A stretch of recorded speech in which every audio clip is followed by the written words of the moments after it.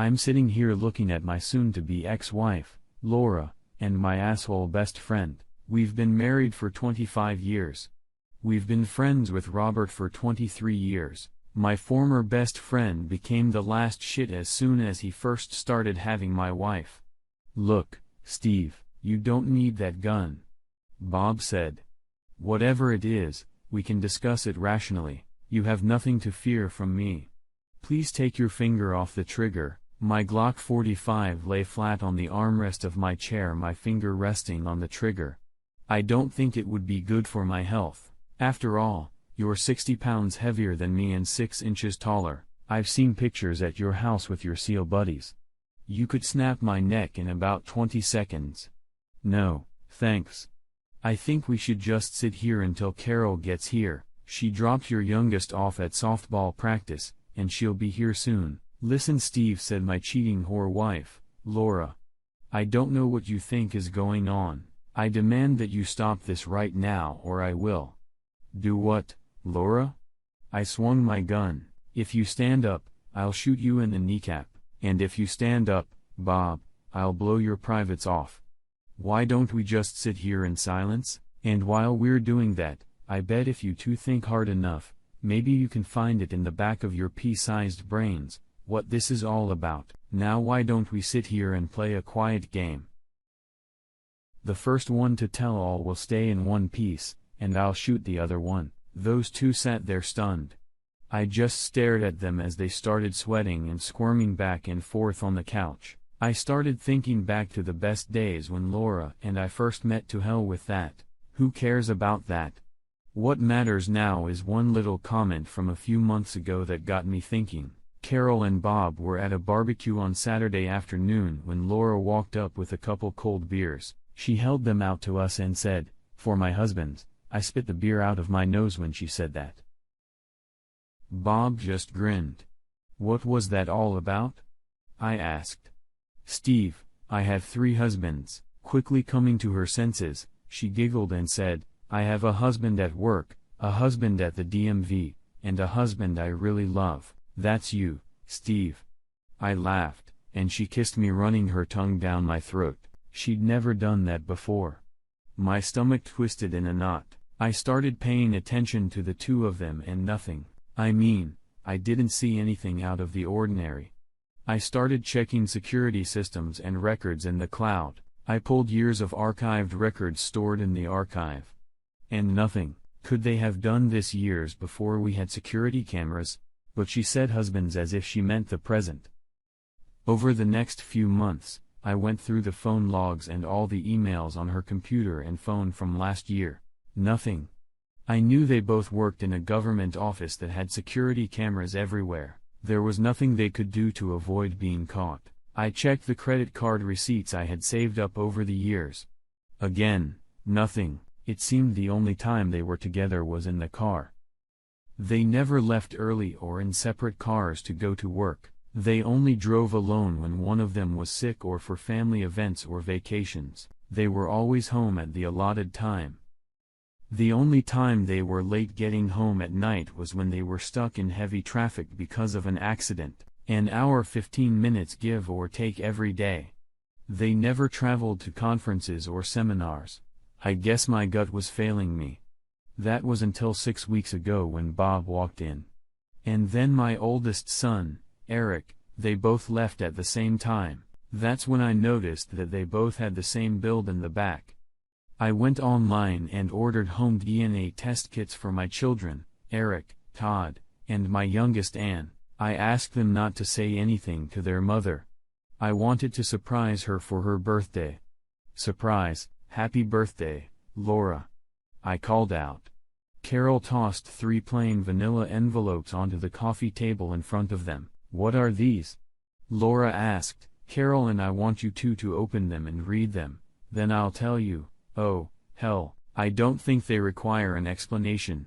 I snorted. They slowly reached out and opened each one. Laura went pale at the first sight of them.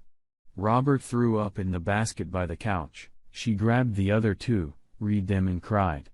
I'm so sorry, Steve, I never meant to do that to you. I thought they were yours. I must have timed it wrong when I was fertile. Robert came to his senses and began to beg. She promised me that she would be safe. I would never make a cuckold out of my best friend. We weren't the best of friends. I bet you both enjoyed making Carol and I look like fools. I'm not gonna shoot you or try to get you fired from your job. We're gonna divorce you. If I fired you, Laura, I'd have to pay you alimony. I'd keep my pension and you'd keep yours. We'll split everything else in half. I took all our investments and put them in Anne's trust fund for her college. I canceled all joint credit accounts after I paid them off. I took half of the remaining money and put it in a separate bank account. We're putting the house on the market. All the fond memories I had of the place were nothing more than a facade. I've already rented an apartment across town as far away from you two as possible. I told the kids this morning that I wasn't their father, just a stupid man that you two used. I don't think they're very happy with you. Anne says she's going to move in with me when she graduates in 2 months. She doesn't wanna talk to you, Laura. I haven't said one disparaging word about you, so you're going to have to give her time. Please, Steve. Laura begged. I love you, I always have, and I always will. I just made a mistake in my cycle. I grinned and shook my head. Laura, I don't think you really believe the nonsense you're trying to slip me. There's an old saying in the Bronx. Shit has a sound all its own. I really love you. I wanna grow old with our grandchildren and watch them be born, she cried. Trying not to shoot her, I replied, Laura, there's one problem here. You and I are not going to have children for you to look at. As it turns out, I'll never have our grandchildren to look at. You'll be able to look at them with Bob. She cried again and said, I'm so sorry. I never meant to do this to you. I looked at Bob and tears were running down his cheeks. He tried to wipe them away before they fell into his lap. Carol came over and started to soothe them. Bob, I talked to all your former SEAL team members and told them how you betrayed your naval code of conduct. Not military law, but the code of relations between the Marines themselves. I told them how you screwed your best friend and betrayed him and me for the last 23 years. The email says you are persona non grata to them. I'm sure they will call you personally. As far as you and I are concerned, it's over between us. I don't have to do the housework now. I'll get alimony for the rest of my life or until I get married again. You know what? I'm never getting married again. I'll just bring men into my house and fuck them in the bed you pay for. I've already asked my lawyer to block our financial accounts. We're going to get an allowance until the divorce is finalized. I'm going to take everything we have. I'm sure my lawyer will crucify you both for what you two have done to us, and I'll make sure to play my part in front of the jury as the resentful wife who wasted 23 years of her life on you. The good news is I sent the DNA info to your parents, Bob. They're thrilled to have 3 more grandchildren, but Laura, I can't say the same for Steve's folks. They were absolutely heartbroken that they would never have grandchildren. Laura slid off the couch crying with despair. I waved my gun at Bob. Help her up, Bob, put her back on the couch. He picked her up and sat beside her holding her so she wouldn't slide back to the floor. A man came into the room and asked, Are you Mr. Robert Watkins? Yes. Bob answered. You have been served. He turned to Laura. Mrs. Laura Foster. She only shook her head. He placed the envelope in her lap and took a picture. You have been served. He turned and walked away. Bob, Carol said, in this package is a restraining order against you.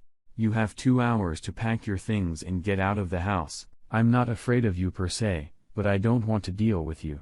I'll have it taken down so you can see the kids. I think you can move in with Laura. Laura, I want you to go away for the weekend. I'll finish packing and leave Sunday morning and you can come home. I told her. Heck. Just think about it. You could let Bob move in and you could share everything.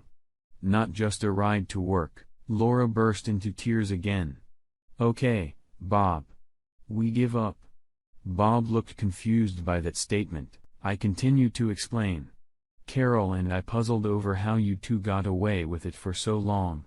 Well, At least until the day she called you one of her husbands. Since it doesn't matter anymore, tell us how you two have been tooting my horn all these years." Bob sighed and slowly shook his head and said, "In the car while we were driving back and forth to work, Carol and I looked at each other incredulously." "That's right," he said, "in the car, never anywhere else." "When did it start?" "About a year after we started driving together. One day, we were stuck in traffic. I was starting to get a tension headache. Laura saw the discomfort I was in, reached out and started rubbing my neck. My headache was slowly dissipating. That's when she offered me intimacy. We were tormented with guilt and swore we'd never do it again. But we did." "When did we start having sex?" "We couldn't do it because of the heavy traffic, so we drove in daylight. Then daylight saving time ended. It was dark in both directions. If traffic was smooth or started and stopped, we just touched each other with our fingers, and if there were accidents, we stopped in traffic. I always made sure that no one from the truck could see us doing it when she got on top of me. That's why our windows were tinted. We didn't need prying eyes." I looked at Laura. Laura, please look at me." She raised her puffy eyes. Laura squeaked, "I swear I didn't do it, Steve. I swear it was just sex. I love you with all my heart. I've never said no to you. I always made sure you had everything you could handle at least 4 or 5 times a week, if not more." Bob pleaded with Carol. "You just don't realize how hard it is at work and standing in traffic day after day." "Oh, you poor baby," Carol replied. "You needed to distress after a hard day at the office and fighting traffic. Do you remember the week I left to take care of my sick sister? You begged me to come home because you were going crazy, and that was only a week later." "Laura, what about poor Steve? He cooked dinner and made sure the house was in order and the kids had their homework done by the time you got home. You know, Steve? Maybe we should have had an affair, so we were under the pressure of always having to take care of everything by the time they got home." "Laura, I thought you were telling the truth about when it must have started." "I seem to get it every day in the summertime, and in the off-season, except for weekends, holidays. You used to shut me off during the week." "What changed?" "Now I remember before my youngest was born, I used to get sex once every 2 weeks. Laura wrinkled her nose. "I took the van he'd drive, and I'd saddle him up. Let me guess, about 9 months before each child was born, there was a major accident. You two were stuck in traffic for 8 hours. I'm guessing you were busy at the time." Both of you lowered your eyes in shame. Carol asked Bob. "You insisted on buying the van. Is that why you wanted it?" I turned to Laura. "You said you loved me and didn't deny me what I paid full price for by marrying you." "It's true, my dear," she replied. "I love you with all my heart." "And what about those evenings when you two slept together? You swore you never gave me his cream pies. Is that true?" "Yes." "Laura, you're wrong," I said. "You've turned me down over 1,000 nights in the many years you spent together in the car." She looked at me shocked as the gears in her head turned. Then she burst into tears again. "Well, Bob, I guess now you two will get up and leave. As for me, I never want to see you again. You and Carol have children, so I guess you two still have children to raise. I won't be attending any more family gatherings since you and Carol have children, and you and Laura have children together. That will make the party interesting without me." Bob looked at me and said, "Steve, I'm sorry I was the biological sperm donor, but you are their real father. Somehow that doesn't make me feel any better. Now you two leave. Laura, you can come back on Sunday. Carol helped me pack an overnight bag for you and your parents are waiting for you." I was sitting in my chair drinking my Jack and Coke when I felt soft hands rubbing my shoulders. "You have so much tension in your shoulders," she said, leaning over me and whispering in my ear. "I wanna take all this pressure off. How about a little revenge sex? I know you like my breasts, you stare at them all the time." Epilogue. Divorce has gone through. Bob moved in with Laura. It didn't last long. Curiously, they stopped carpooling. I continued to see Carol, my daughter, and traveled to the state capital and decided that since I had gotten money from Bob as child support, she could now afford to go to a better college. One night, Carol and I had dinner at my house. It was the weekend, the kids were at Bob's. I got a call from Ann, and as I hung up the phone, I felt like I was about to faint. Carol looked at me with concern and asked, "What's the matter, dear?" "All the kids, all 7 of them, just took an ancestry test. They wanna see how many of them each have the same DNA. I have to pack up and run. I figure I have a few weeks before Bob and Laura find out that your and his 4 children are actually mine. He'll hunt me down and tear me into a million pieces." Shit. Carol replied, "I'm coming with you." "Why?" "He won't hurt you. He's not the kind of man to hit a woman." "That's easy for you to say. You're not the one who fed him your cream pies for 23 years.